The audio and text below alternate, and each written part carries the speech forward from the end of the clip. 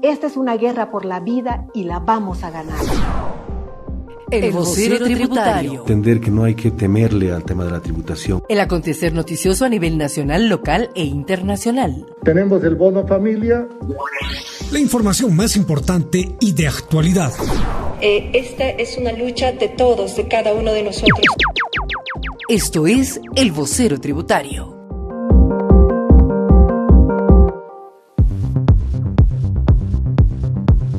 Buenas tardes, amigos oyentes. A partir de este momento damos inicio al vocero tributario de la fecha. Gracias por seguirnos a través de la señal digital de Radio Cultura Tributaria del Servicio de Impuestos Nacionales. Hoy conoceremos un poco más sobre el impuesto a las transacciones. Además, estaremos haciendo referencia al déficit fiscal anunciado por el ministro Óscar Ortiz. Buenas tardes, Yesid. Buenas tardes, Verónica. Poco a poco se reactivan algunas otras actividades económicas, como es el caso de la hotelería en La Paz. Y en el caso también del municipio paceño, hoy los accesos a la zona sur fueron tomados y bloqueados por padres de familia que exigen la entrega en dinero de lo que corresponde al desayuno escolar de la presente gestión. A continuación, estas y otras noticias en el vocero tributario. Bienvenidos. Ahora te presentamos nuestros titulares. Consultores de línea del Tribunal Electoral Departamental de Cochabamba comparten su experiencia sobre la capacitación tributaria que recibieron de parte del Servicio de Impuestos Nacionales. ¿Qué es el impuesto a las transacciones? Desde la Gerencia Distrital Montero tenemos un despacho sobre este tema. El ministro de Economía y Finanzas Públicas afirma que el déficit fiscal llega a 20.000 millones de bolivianos. Bolivia registra 122.308 personas con coronavirus, de las cuales más de 70.000 ya superaron la enfermedad.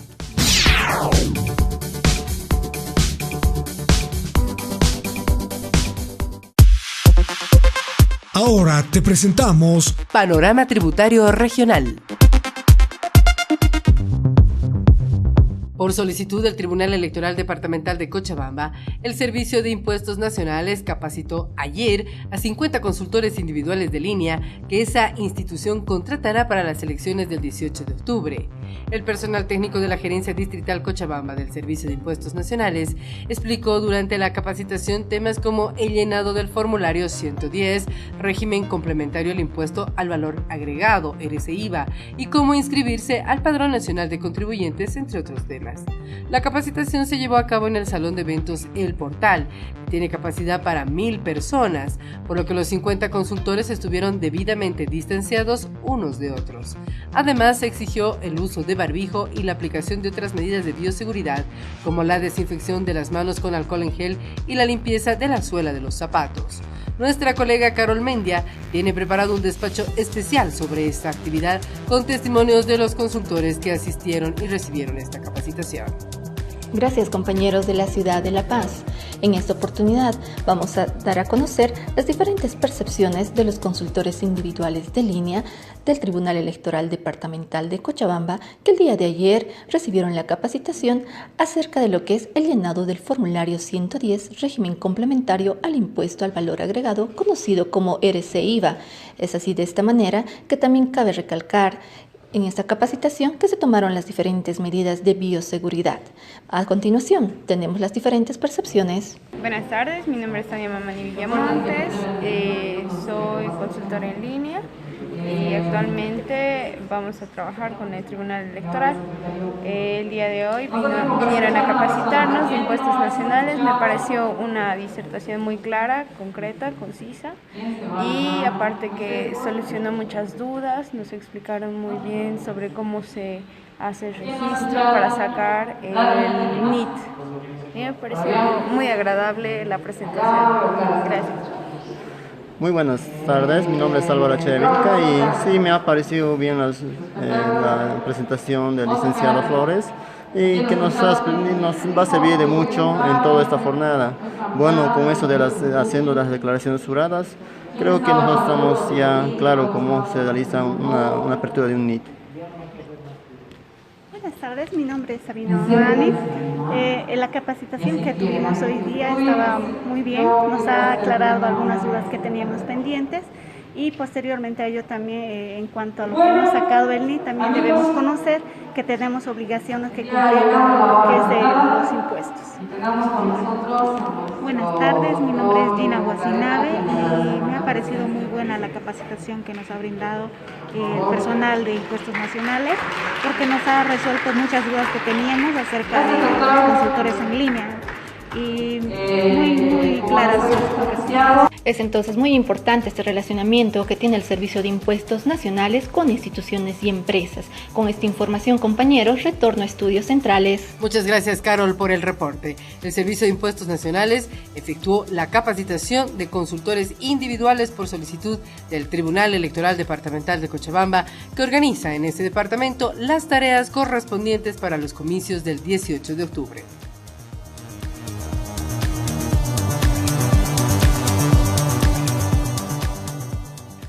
Desde la Gerencia Distrital Montero del Servicio de Impuestos Nacionales, hoy conocemos detalles acerca del impuesto a las transacciones, un tributo que según la Ley 843 de Reforma Tributaria deben pagar contribuyentes con actividades económicas como la industria, comercio, profesional, alquiler de bienes, servicios, entre otros. Vamos con ese contacto con nuestra colega de trabajo, Dunia Luque. Buenas tardes, Dunia. Buenas tardes, oyentes de Vocero Tributario. Hoy conoceremos la importancia y características que tiene el impuesto a las transacciones, más conocido como IT, en contacto con Gabriela Rodríguez, responsable del Servicio al Contribuyente SAC de la Gerencia Distrital Montero, la cual está ubicada en la calle Baroa número 130. Buenas tardes, licenciada Gabriela. ¿Usted nos puede informar qué es el impuesto a las transacciones, más conocido como IT? Sí, muy buenas tardes a todos los oyentes de Vocero Tributario. Es un gusto saludarles a todos. Bueno, a su consulta diré que este impuesto grava las transacciones, como su nombre lo indica, ¿no? Para que ustedes tengan una idea más clara, diremos que una transacción es una operación comercial que realizan dos personas o entre una persona y una empresa, ya sea por la venta de algún bien o la prestación de un servicio. Este impuesto grava todo este tipo de transacciones, aplicándose a todas las transacciones que se efectúan dentro del territorio boliviano y se calcula por cualquier ingreso bruto obtenido por el ejercicio de cualquier actividad, sea lucrativa o no. ¿Qué actividades grava el IT? La ley 843 menciona que este impuesto grava lo que es las actividades de comercio, las actividades de industria, profesión, oficio, alquileres de bienes, obras y servicios, también lo que es los intereses obtenidos por préstamo de dinero y también lo que es las transferencias a título gratuito de bienes muebles, inmuebles y derechos. ¿Cuál es la alícuota de este impuesto? Lo que es la alícuota o el porcentaje de este impuesto es el 3% y se aplica sobre el valor total de las transacciones o transferencia que se ha realizado. Por ejemplo, si vendemos algo en 100 bolivianos, pagaremos por el concepto del IT lo que es 3 bolivianos, ¿no? Que sería el 3%. ¿Cómo se paga y cuáles son los plazos de presentación? Respecto a los plazos, la declaración de este impuesto se hace de forma mensual. Es decir, una vez que termina el mes, los contribuyentes tienen cierto número de días para calcular el impuesto. Estos días dependen del último dígito del NIC. Tomamos un ejemplo, si mi NIC termina en 1, debería pagar hasta el 14 de cada mes. Es decir, le vamos sumando 13 días más a la terminación del NIC. Si el NIC termina en 2, sumándole más 13 días, tenemos hasta el 15 de cada mes para lo que es realizar la declaración y pago, ¿no? del impuesto a las transacciones. ¿Cuál es la importancia de este pago? La importancia del impuesto a las transacciones dentro del sistema tributario nacional deriva tanto del volumen de ingresos que proporciona el Tesoro General del Estado, ¿no? También del número de del mismo, la inmensa mayoría de las personas naturales y jurídicas que desarrollan actividades empresariales o profesionales en Bolivia. ¿Quiénes están obligados a pagar el impuesto del IT? Los sujetos pasivos de este impuesto son todas las personas naturales o jurídicas que realicen lo que es las actividades que hemos mencionado anteriormente, ¿no? ¿Hay quienes están liberados de pagar el impuesto a las transacciones? Sí, efectivamente, la ley indica que están exentos del pago de este impuesto las personas que realizan trabajo personal en relación de dependencia, ¿no? Aquellos que desempeñan también cargos públicos, los que realizan actividades de exportaciones, Los establecimientos educativos también están exentos. Los que realizan servicios prestados por el Estado plurinacional, gobernaciones, municipalidades, los intereses de depósitos en caja de ahorro, cuenta corriente y plazo fijo, las compras, ventas de acciones o títulos valores también están exentos, los servicios prestados por representantes diplomáticos, también aquellos que realizan actividades de edición e importación de libros, periódicos y revistas. Todas estas actividades están exentas de lo que es el IT, ¿no? Y no pagan el impuesto. ¿Qué es el pago a cuenta en el caso del IT? Cuando hablamos del pago a cuenta, mencionamos lo que es el impuesto sobre las utilidades de las empresas, lo que es el IUE. Ponemos un ejemplo que si se paga el IUE, un ejemplo, si pagamos 2.000 bolivianos del IUE en el año 2019, el año 2020 no pagaremos IT por esos 2.000 bolivianos. Por eso se dice que el IT se compensa con el IUE. Esta es una ventaja, ¿no?, que se otorga al contribuyente y que está prevista también por una ley, ¿no? A esta característica se le llama lo que es un pago a cuenta. Esto quiere decir que es como si se hubiese pagado por adelantado el impuesto a las transacciones. Muchas gracias, licenciada Gabriela. La información ha sido muy valiosa para todos los oyentes de Vocero Tributario. Esperamos contar nuevamente con un contacto nuevo y tener información oportuna, cálida y veraz. Para el Vocero Tributario le reportó Dunia Luque. Gracias, Dunia, por esa información. Desde el Vocero Tributario enviamos un saludo cordial a todos los pobladores de la hermosa ciudad de Montero, en el departamento de Santa Cruz, y en especial al personal del Servicio de Impuestos Nacionales que trabaja en la Gerencia Distrital Montero. El déficit fiscal o falta de recursos llegó en el primer semestre de este año a 20.000 millones de bolivianos, monto que estaba proyectado alcanzar hasta el final de este año. El ministro de Economía, Óscar Ortiz, explicó que esa situación es el resultado de la caída de los ingresos por la cuarentena dispuesta para hacer frente a la pandemia. Lo que ha motivado que hayamos utilizado, por ejemplo, un crédito del Banco Central de 7.000 millones de bolivianos, también crédito interno y crédito internacional, que básicamente lo que han permitido es que el Estado continúe funcionando. Se calcula que las pérdidas económicas provocaron un déficit económico en el primer semestre del año y se prolongarán en el segundo. Un déficit que solo en el primer semestre ha llegado a 20.000 millones de bolivianos. Ese déficit era el programado para el año entero en su conjunto. Entonces, por eso cuando algunas personas preguntan, algunos parlamentarios, ¿qué se ha hecho con los recursos del Banco Central? Eso solo ha financiado una parte del déficit que hemos tenido.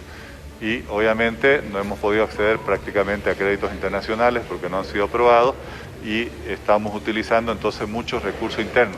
Además se hizo un esfuerzo muy grande para poder ayudar a las familias bolivianas con los bonos, los cuales hasta el momento representan alrededor de 5.000 millones de bolivianos que han ido directo a las familias bolivianas.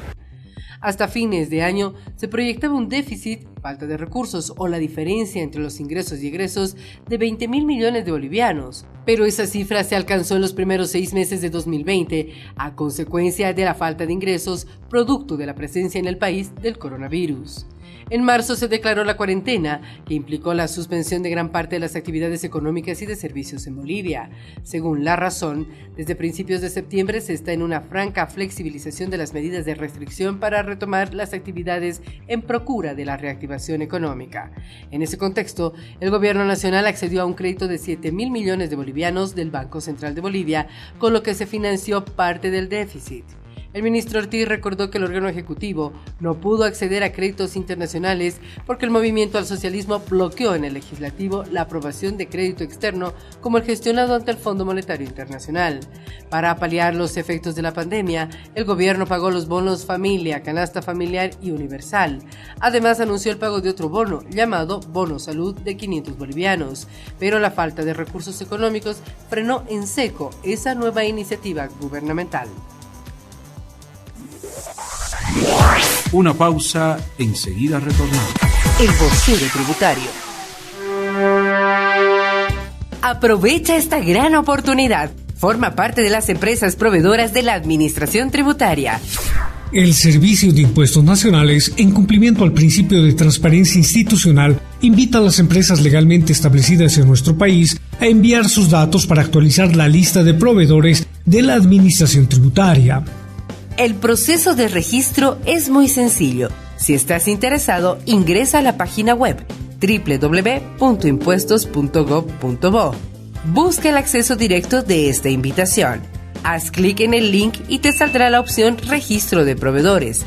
Al acceder, deberás llenar los siguientes datos: el nombre de la empresa, ciudad o departamento, teléfono o celular, el número de identificación tributaria, la dirección, el alcance y el rubro. No lo olvides, forma parte de la lista de proveedores del Servicio de Impuestos Nacionales. Servicio de Impuestos Nacionales. Gestión con equidad y transparencia. Hoy más que nunca, las bolivianas y los bolivianos nos apoyamos entre todos.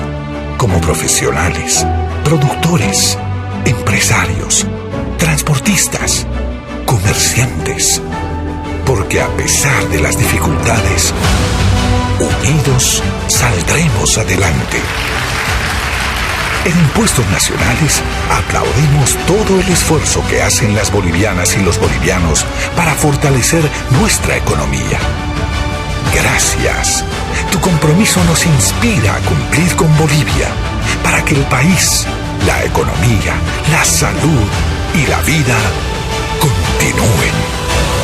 Servicio de Impuestos Nacionales. Gestión con equidad y transparencia. La oficina virtual del Servicio de Impuestos Nacionales funciona como una oficina normal. Cuenta con tecnología de punta que te permite hacer trámites tributarios desde la comodidad de tu oficina o casa con solo conectarte a la red de Internet. Ingresa a la oficina virtual a través de nuestra web www.impuestos.gov.bo. Pulsa Oficina Virtual, portal de servicio al contribuyente. Elige tu trámite y digita tu número de NIT, usuario y contraseña. La Oficina Virtual de Impuestos Nacionales funciona a las 24 horas del día, los 7 días de la semana y los 365 días del año. En nuestra oficina virtual puedes realizar los siguientes trámites: presentación de declaraciones juradas, padrón biométrico digital, trámites tributarios, sistema de facturación virtual, buzón tributario, facilidades de pago y otras operaciones. Y una buena noticia, ahora podrás realizar tus pagos, además del Banco Unión, en la banca virtual del Banco Nacional de Bolivia. Servicio de Impuestos Nacionales. Gestión con equidad y transparencia.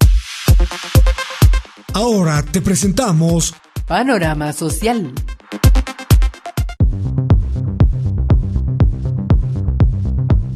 El Ministerio de Salud reportó hasta este martes un total de 122.308 casos positivos de COVID-19, de los cuales 75.098 pacientes ya se recuperaron, es decir, que el 61,4% de las personas reportadas con coronavirus ya superaron la enfermedad.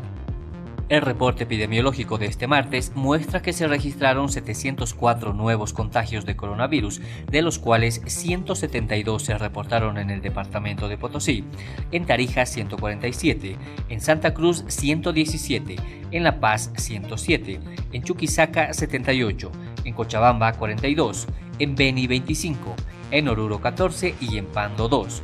Con las últimas cifras, el departamento de Santa Cruz llegó a 41.314 casos de coronavirus, La Paz a 32.268, Cochabamba a 12.671, Tarija a 9.387, Beni a 6.846, Potosí a 6.561, Chuquisaca a 5.705, Oruro a 5.199 y Pando a 2.357 casos registrados.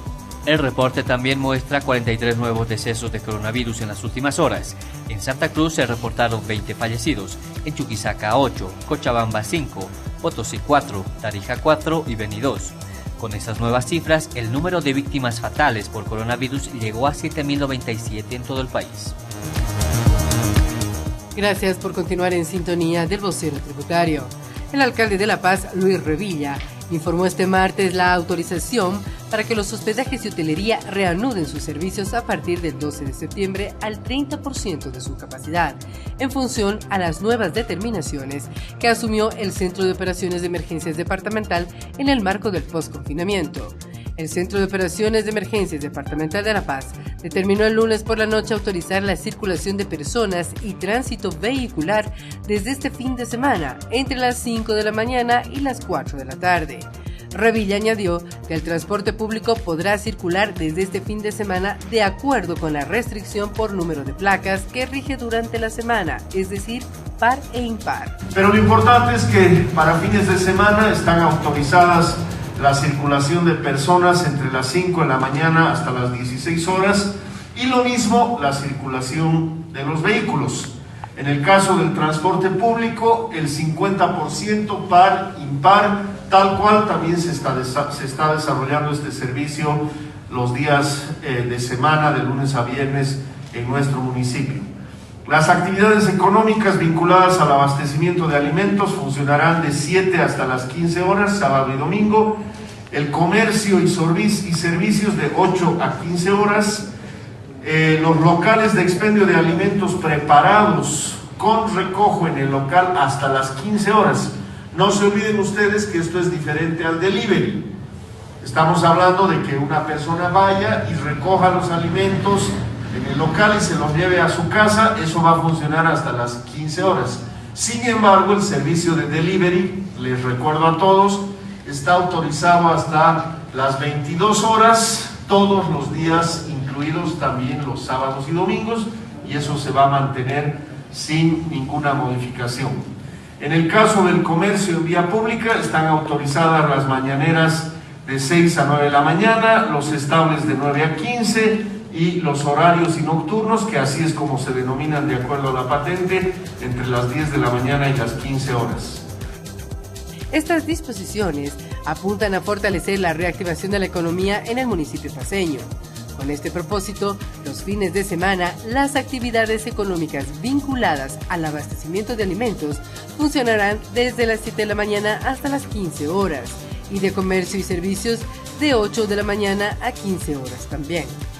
Los locales de expendio de alimentos preparados con recojo de pedidos en el mismo local operarán de 7 a 15 horas los fines de semana, pero el servicio de delivery, es decir, el servicio a domicilio, extenderá su trabajo hasta las 22 horas de lunes a domingo. En el marco de la misma apertura, el comercio denominado Las Mañaneras trabajará de 6 a 9 de la mañana, mientras que a las vendedoras estables de 9 a 15 horas y los mercados municipales de 7 a 15 horas también. Por otro lado, aún se trabaja en los protocolos de bioseguridad con los propietarios de otras actividades económicas como los gimnasios y restaurantes, entre otros, que aún no han reanudado sus servicios.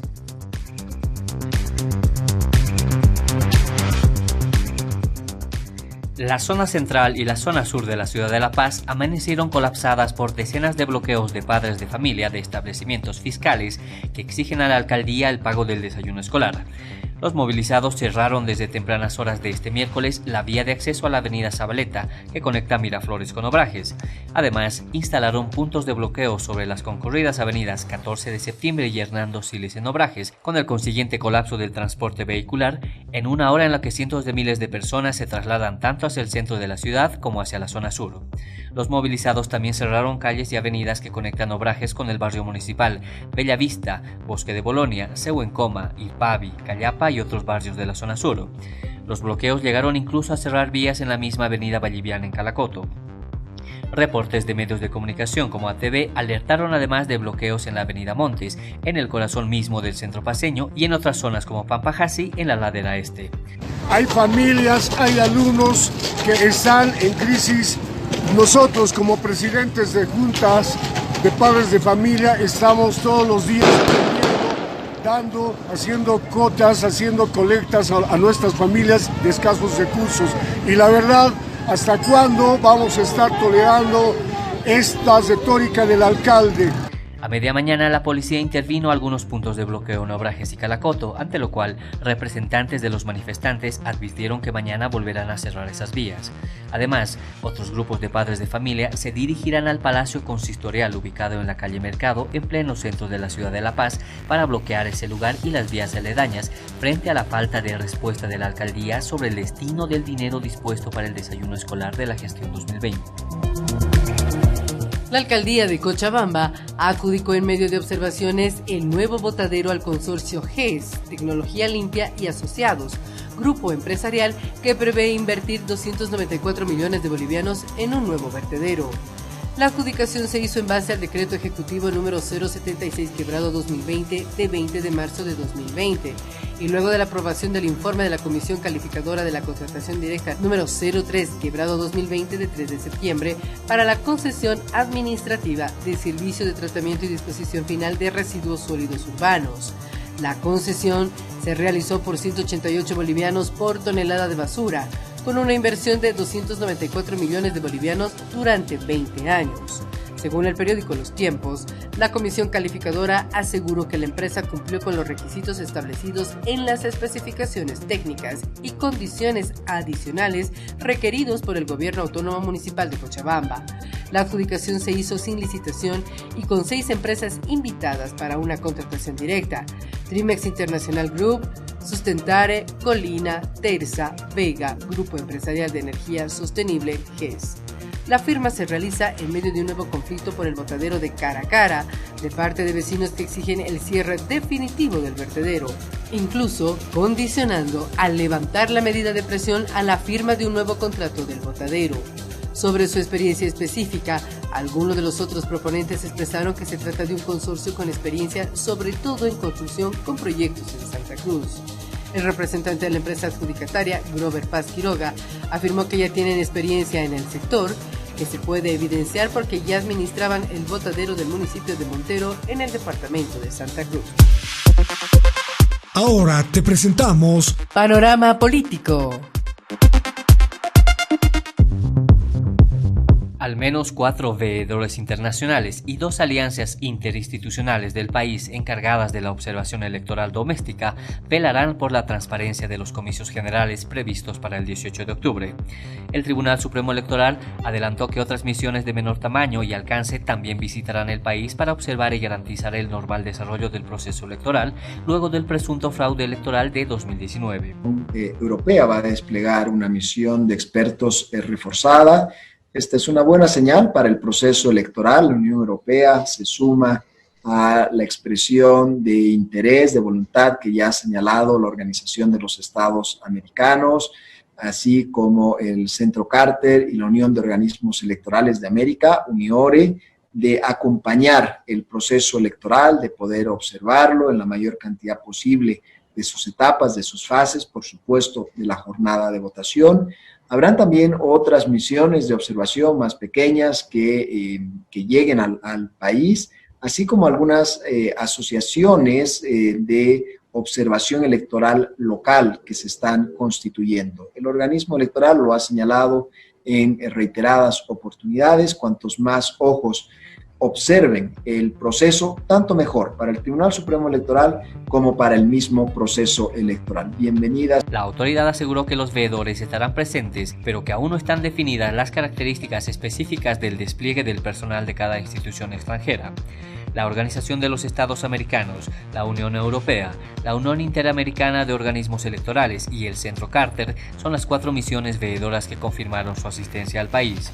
La Unión Europea afirmó mediante un comunicado que, a pesar del difícil contexto en relación con la pandemia de COVID-19 que nos ha llevado a suspender o cancelar el despliegue de algunas misiones de observación electoral de la Unión Europea, seguimos estando al lado del pueblo de Bolivia para ayudar al país a lograr su objetivo. En este contexto, desplegaremos una misión de expertos electorales reforzada. En el caso específico de la Unión Interamericana de Organismos Electorales, su trabajo se traducirá en una evaluación de la jornada electoral y en un análisis del proceso, cuyos resultados, observaciones técnicas y sugerencias serán remitidos al organismo electoral. Desde el lado boliviano, las elecciones del próximo 18 de octubre contarán con 2 conglomerados de organizaciones locales. Según la Agencia Boliviana de Información, por un lado estará la Fundación Jubileo, la Ruta de la Democracia, 5 universidades y 26 instituciones afiliadas que desplegarán al menos 250 observadores en los 9 departamentos del país. Y por el otro, la alianza de 14 organizaciones no gubernamentales, denominada Observa Bolivia, que proyecta tener presencia en 428 recintos y 1.173 mesas correspondientes a circunscripciones uninominales, mixtas y especiales. Seguimos con el tema de las elecciones del próximo 18 de octubre. El Programa de las Naciones Unidas para el Desarrollo contrató 2 traductores de lenguas originarias para apoyar la realización de las elecciones generales del 18 de octubre en el departamento del Beni, informó el martes el asesor electoral nacional de ese organismo, René Ortega. De acuerdo con Ortega, por solicitud del Tribunal Electoral del Beni, se adjudicó la contratación de 2 traductores, uno para el pueblo mojeño trinitario y otro para el pueblo simán. La contratación de los traductores es parte del proyecto Cultura de la Paz y Fortalecimiento del órgano electoral plurinacional de Bolivia. Los traductores se encargarán de sistematizar y traducir la cartilla de la jornada de votación para socializar ese material en las comunidades originarias. La Agencia Boliviana de Información añadió que el Programa de las Naciones Unidas para el Desarrollo está trabajando desde febrero, pero debido a la pandemia del coronavirus tuvieron que redefinir sus estrategias de apoyo técnico al ente electoral.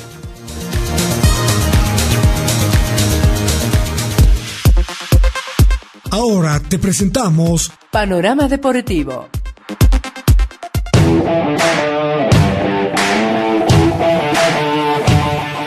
Buenas tardes, y hoy en Deportes, la FIFA anunció este martes la puesta en marcha de un programa para impulsar el desarrollo del fútbol femenino, por el que sus 211 federaciones podrán solicitar recursos adicionales y conocimiento especializado sobre la materia. Enmarcada en la estrategia del fútbol femenino de la FIFA, la iniciativa ofrece a las federaciones ponerse en contacto con expertos de este ámbito y acceder a más equipamiento y asistencia técnica para desarrollar este apartado de manera sostenible e incrementar su popularidad. Las 8 áreas que abarca el programa son estrategia del fútbol femenino, campaña de promoción, desarrollo de ligas, licencia de clubes, formación de gestores y administradores, becas de formación para entrenadoras, mentores para entrenadoras y liderazgo femenino en el fútbol. La FIFA anunció recientemente una subvención de $500,000 por federación como parte de su plan de apoyo COVID-19 destinado específicamente al fútbol femenino. La secretaria general de la FIFA, Fatma Zamoura, aseguró que para la organización es prioritario ofrecer apoyo a las federaciones miembro que promuevan el fútbol femenino. Además de los fondos disponibles actualmente en el marco de la subvención para el fútbol femenino COVID-19 y el programa Forward de la FIFA, el programa de desarrollo del fútbol femenino de la FIFA ofrecerá más apoyo y asistencia a las federaciones miembro para que puedan invertir en todos los niveles del fútbol femenino, apuntó. También la directora de la División del Fútbol Femenino de la FIFA, Saraí Baremán, destacó que el fútbol de primer nivel y los demás de 1.000 millones de telespectadores que tuvo el año pasado en la Copa Mundial Femenina de la FIFA Francia 2019 dan buena muestra de cuánto ha avanzado el fútbol femenino. Nuestro objetivo es incrementar aún más su popularidad y trabajar codo a codo con nuestras federaciones miembro. Nos permitirá lograrlo y conseguir que todo el mundo tenga acceso a este deporte, subrayó. Continuamos con más información. El gobierno, mediante el viceministro de Deportes, Augusto Chávez, garantizó que el torneo Apertura de la División Profesional del Fútbol Boliviano pueda retornar entre el 21 y 25 de octubre. Pero para ello, los 14 clubes profesionales deberán ponerse de acuerdo y cumplir con los protocolos sanitarios establecidos. Sí, esa es la fecha tentativa, ¿no? Nosotros como gobierno nacional garantizamos, ¿no?, el regreso del fútbol. Ahora va a depender que se pongan de acuerdo los 14 clubes para que regrese el fútbol. Pero de la fecha que ellos han quedado de acuerdo es más o menos el 20-21 de octubre. Sí, la mayor parte de los clubes ya cumplen con todo su protocolo de bioseguridad, solamente ponerse de acuerdo los 14 clubes y empezar el campeonato y jugar lo que falta, es la fecha. Ya depende de ellos que se pongan de acuerdo. Nos han pedido unos días para ver la fecha, pero ya depende de ellos, de los clubes.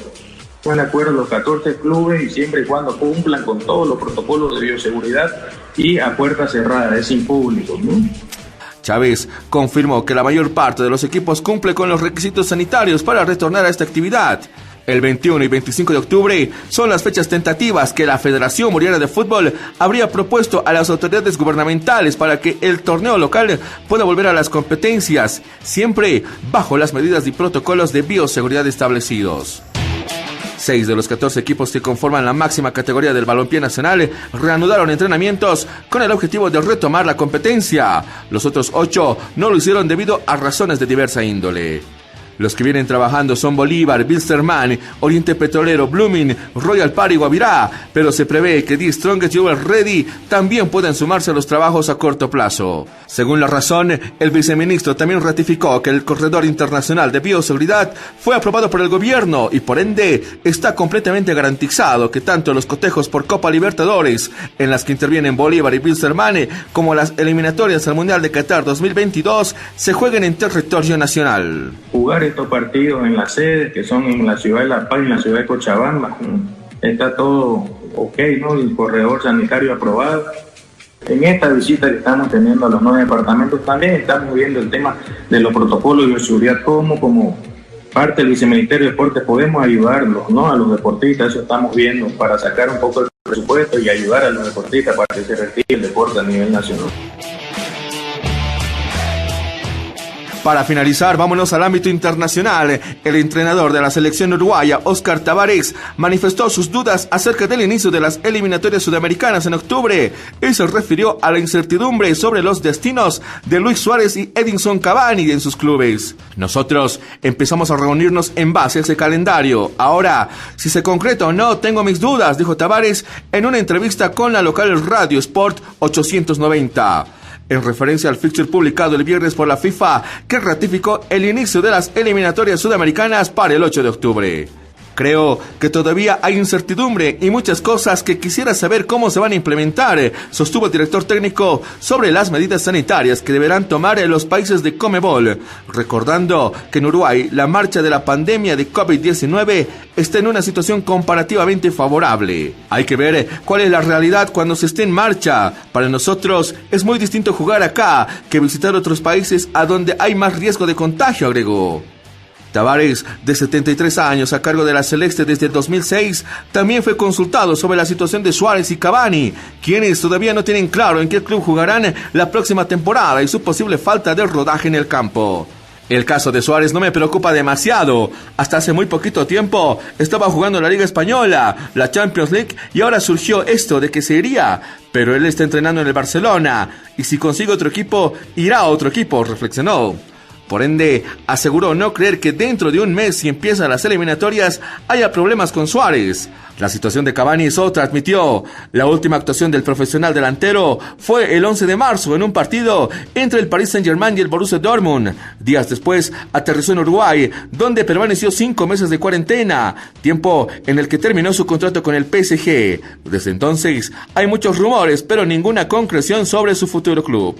Cavani ya venía con una actividad irregular en cuanto a su participación.